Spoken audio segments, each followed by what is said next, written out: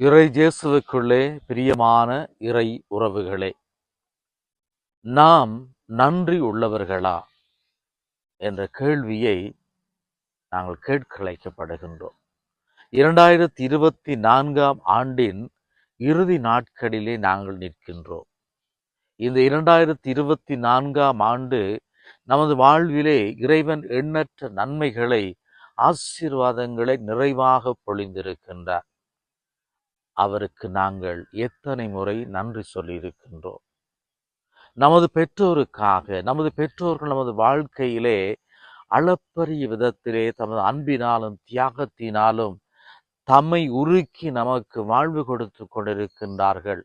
நம்மில் எத்தனை பேர் நமது பெற்றோருக்கு நாங்கள் உளமாற நன்றி சொல்லுகின்றோம்?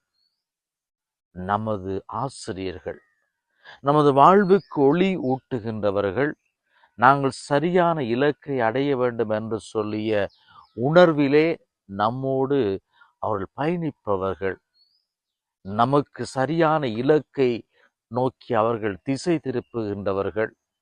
எனவே நமது ஆசிரியர்களுக்கு நாங்கள் எத்தனை முறை நன்றி சொல்லியிருக்கின்றோம்?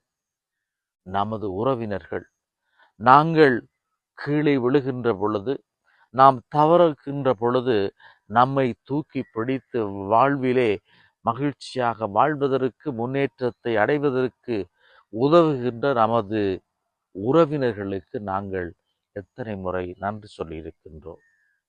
நமது நண்பர்கள், எதிர்பாராத உறவுகளின் ஊடாக நமது வாழ்விலே வெளிச்சத்தை ஏற்படுத்த விரும்புகின்றவர்கள், தன்னலமில்லாத அன்பை கொண்டவர்கள் என்று வர்ணிக்கப்படுகின்றவர்கள். நமது நண்பர்களுக்கு நாங்கள் எத்தனை முறை நாங்கள் நன்றி சொல்லியிருக்கின்றோம்? அன்பார்ந்தவர்களே, ஒப்பிட்டவரை உள்ளளவும் நினைக்க வேண்டும் என்று சொல்லப்படுகின்றது. நன்றி உடைமை நமது கடமை. ஒரு மனிதனுடைய நன்றி உடைமை அவனுடைய முகத்தின் உண்மை தன்மையிலே வெளிப்படும் என்று சொல்லப்படுகின்றது.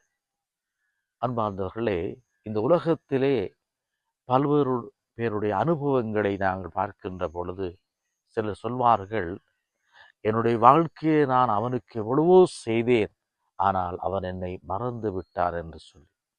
இன்னும் சிலர் சொல்வார்கள், நான் இந்த நிலைக்கு இருப்பதற்கு காரணம் அந்த மனிதன், அவர் இல்லை என்று சொன்னால் நான் இப்பொழுது உயிரோடு இருக்க மாட்டேன் என்று சொல்லி கூறியிருக்கின்றார்கள். இப்படியான பல அனுபவங்களை நாங்கள் பார்க்கின்றோம். அன்பார்ந்தவர்களே, பரிசுத்த விவிலியத்திலே நாங்கள் பார்க்கின்றோம் நன்றி உடைய மனிதர்கள் பலரை. ஆபேல் கடவுளுக்கு நன்றி பலி செலுத்துகின்றார், கடவுள் தமக்கு செய்த நன்மைகளுக்கு. நோவா வெள்ளத்திலிருந்து காப்பாற்றப்பட்ட பொழுது தன்னுடைய இருப்புக்காக கடவுளுக்கு நன்றி செலுத்தியதை நாங்கள் பார்க்கின்றோம். நன்றி பலி செலுத்துகின்றார். சீரியா நாட்டு நாமான் நன்றியினுடைய அடையாளமாக காட்டப்படுகின்றார். நற்செய்தியிலே நாங்கள் பார்க்கின்றோம், 10 தொழுநோயாளிகளில் ஒருவன் இயேசுவிடம் தான் குணமடைந்ததற்கு நன்றி செலுத்துகின்றார். அந்த வேளையில் நம் ஆண்டவர் இயேசு அவனை பார்த்து, ஏனைய 9 பேரும் குணமடையவில்லையா என்று கேள்வி கேட்கின்றார். அன்பார்ந்தவர்களே, நம் ஆண்டவர் இறைவன் நன்றியை எதிர்பார்க்கிறார்.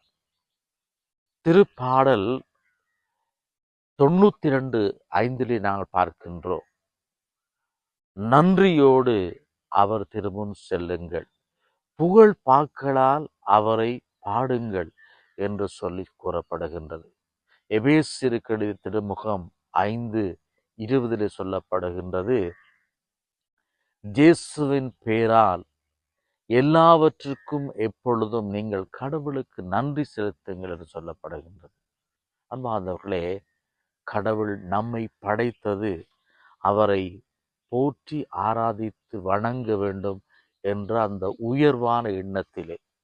நாம் இவ்வுலக வாழ்க்கையிலே கடவுள் கொடுத்தவை அல்லது கடவுள் நம்மை ஆசீர்வதிக்கின்ற எல்லா விதமான ஆசீர்வாதங்களை பெற்றாலும் கூட, இன்று நாங்கள் செல்வ செழிப்போடு நாங்கள் மகிழ்ச்சியாக வாழ்ந்தாலும் நாங்கள் இறைவனுக்கு நன்றி செலுத்த பல தடவைகளிலே தவறிவிடுகின்றோம். அல்லது இறைவனுக்கு நாங்கள் நன்றி செலுத்த வேண்டுமா என்ற அந்த எண்ணம் நமது வாழ்வுக்குள்ளே இல்லாமல் போய்விடுகின்றது. கடவுள் நாம் நன்றி உள்ளவர்களாக வாழ அழைப்பு விடுக்கின்றார், நன்றியை எதிர்பார்க்கின்றார். எனவே இந்த ஆண்டு முழுவதும் இறைவன் நம் ஒவ்வொருடைய வாழ்க்கையிலுமே அளப்பரிய நன்மைகளை செய்திருக்கின்றார்.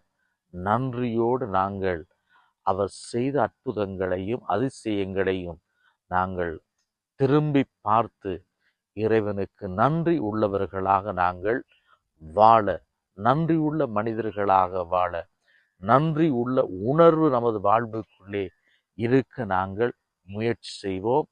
இறைவன் நம் ஒவ்வொருவரையும் நிறைவாக ஆசீர்வதிப்பாராக. மலர இருக்கின்ற இந்த புதிய ஆண்டு நமது வாழ்வுக்குள்ளே நம்பிக்கையையும் மகிழ்ச்சியையும் நமக்குள்ளே ஆழப்படுத்த மன்றாடுவோம்.